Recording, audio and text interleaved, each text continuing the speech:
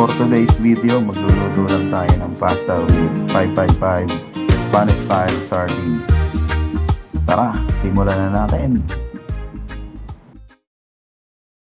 Ayan, nagpainit lang tayo ng mantika dahil naubusan tayo ng butter. Pagtingin ko sa rep, wala na. Dairy cream nga palang ginagamit ko pagluto. At yan, nag-isa na tayo ng bawang. Minekos-mekos na natin hanggang sa mag-golden brown. Mekos-mekos lang natin yan. Nagdagdag na rin tayo ng konting sibuyas, pampalasa. Sabi ng ating mga tropa sa ibang bansa. Mekos-mekos na ulit natin yan hanggang mag-golden brown. Ayan, mukhang luto na. Dagdag na tayo ng kamatis, dagdag asim sa ating lulutuing pasta.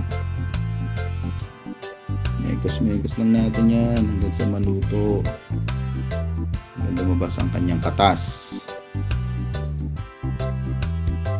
Yan na, minekos-mekos lang natin yan hanggang mix na ang sibuyas, bawang.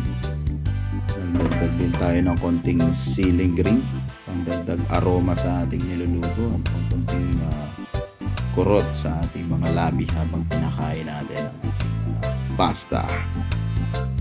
At yan nga pala ang ating gagamitin, 555 Spanish style sardines.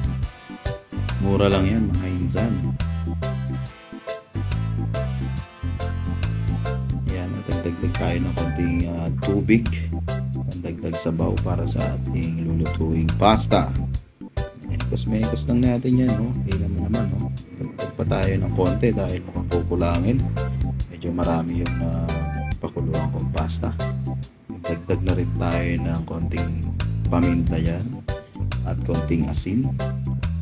Hindi nga pala tayo gumagamit ng fish sauce o yung patis. Asin lang tayo, pampalasa. Hanggang sa kumulo na yan, mekos-mekos na natin yan hanggang sa mahalo na lahat ng ingredients.